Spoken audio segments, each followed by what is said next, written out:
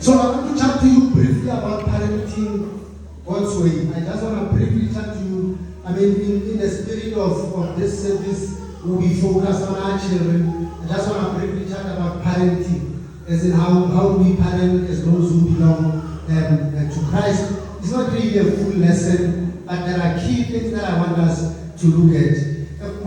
The first thing that we need to know is if we don't teach our children who God is, someone will teach them everything God is not.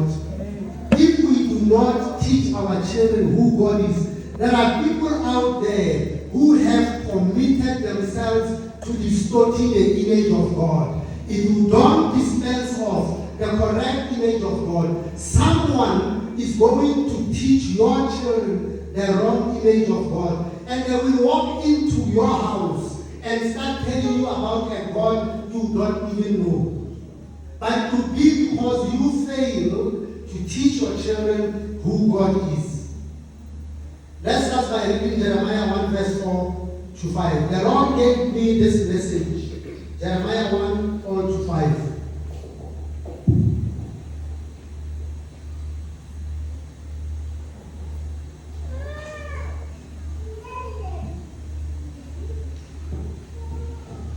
The Lord gave me this message. I knew you before I formed you in your mother's womb.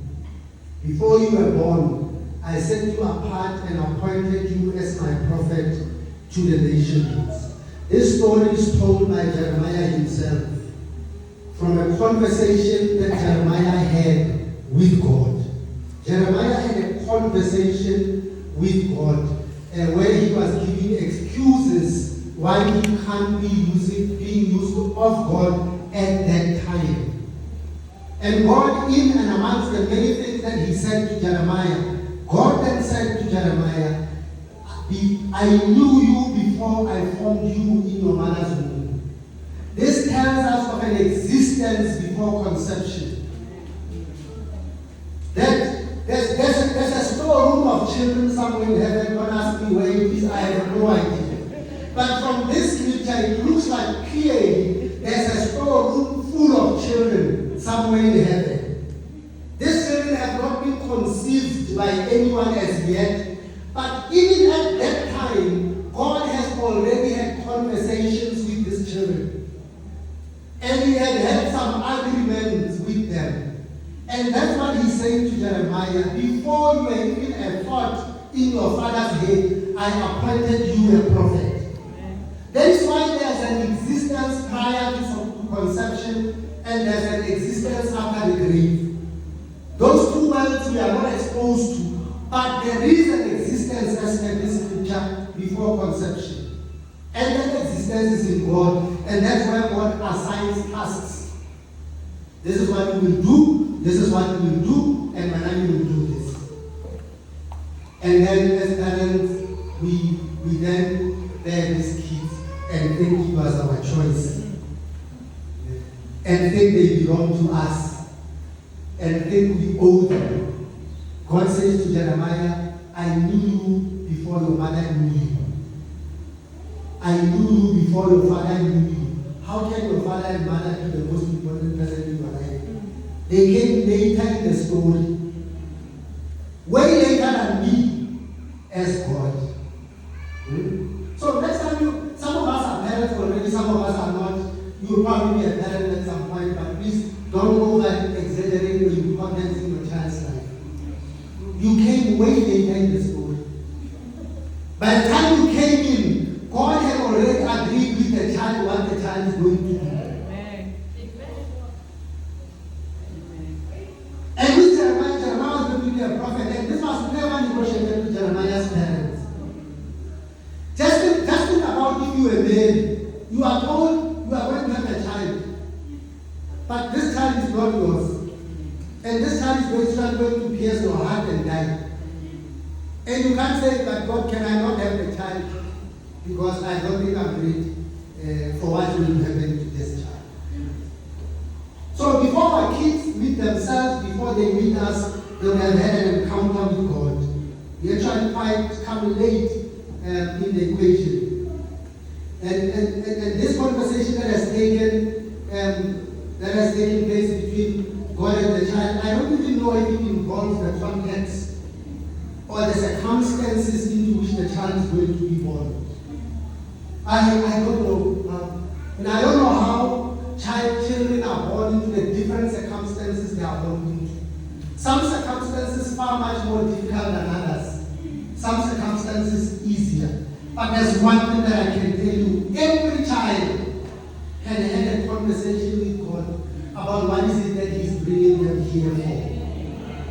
Irrespective of the circumstances and the context that they are born through or into, there's been a conversation.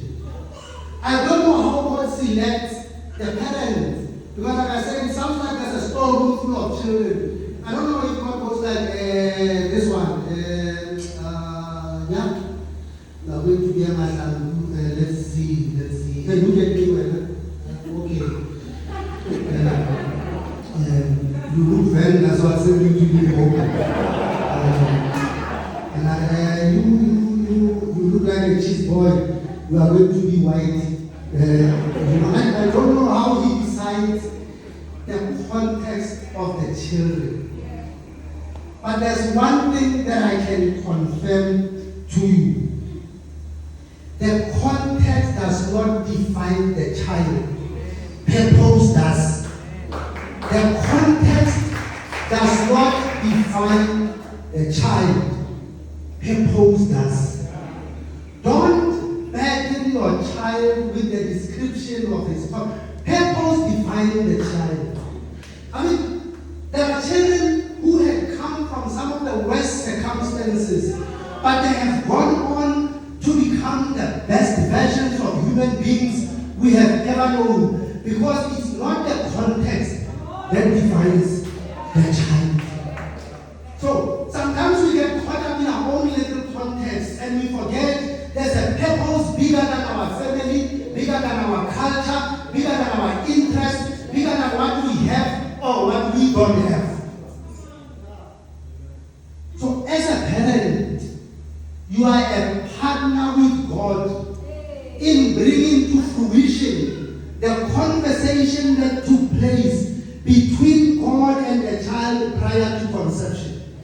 It's an honor and a privilege for you. House staying in the life of the child is a privilege that God has extended to you to partner Him in bringing this purpose to life. Some circumstances into which children are born into are terrible, but that does not make the child terrible.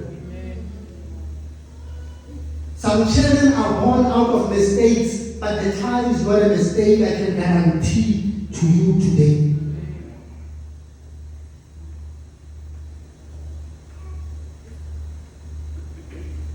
I mean, guys, just look at Christ. Christ was not born into a Christian family of husband and wife behind picket fences. He was not. Mary was still engaged, and she was a virgin.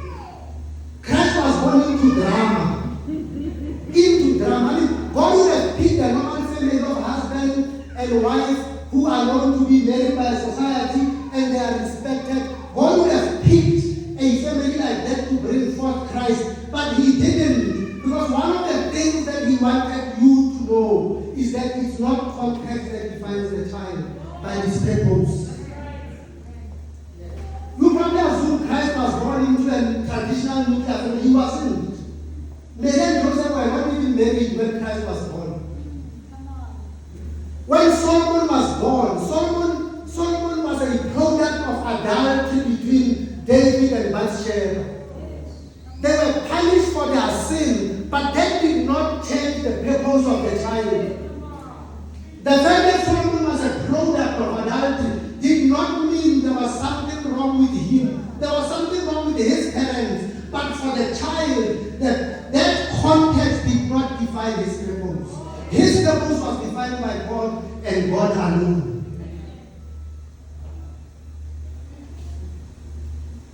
Hey, one day you understand what I'm saying. Our role is to facilitate our children's encounter with that destination God has created them for. That's our role as parents. we facilitate the interaction of the child with that encounter. Guys, what a privilege and an honor to partner God in bringing that purpose to fruition. What a privilege and an honor. Every time you look at your children, you must look at them and say, Father, thank you for honoring me to partner with you to bring this purpose into fruition. Proverbs 22 verse 6, which actually tells us how we do this thing. Train up a child in the way he should go, and when he is old, he will not depart from it. The role of the parent is to train. But what is the blueprint, you may ask? In the way the child should go, what does that even mean? How do I know the way he should go? Because the Bible just says, train up a child in the way he should go. How do I know the way he should go?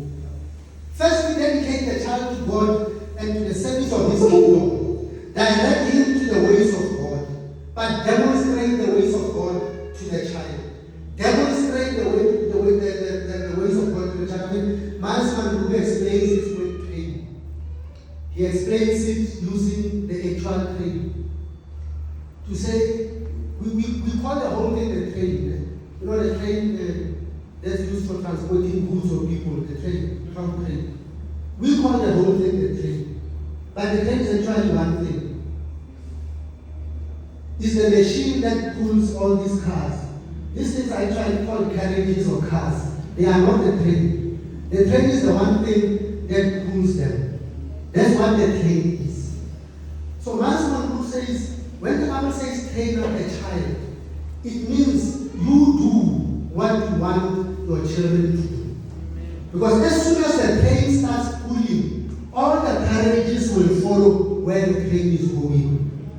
All the carriages will follow. So when you train up a child, you demonstrate the ways of God. That's the responsibility that you have as a parent, to demonstrate the ways of God to the child. Secondly, know your child. The child carries the way he should go in him. By the time your child is born, he's already carrying the way he should go. It comes with him. It doesn't have to come in later. The child brings the way he should go with him.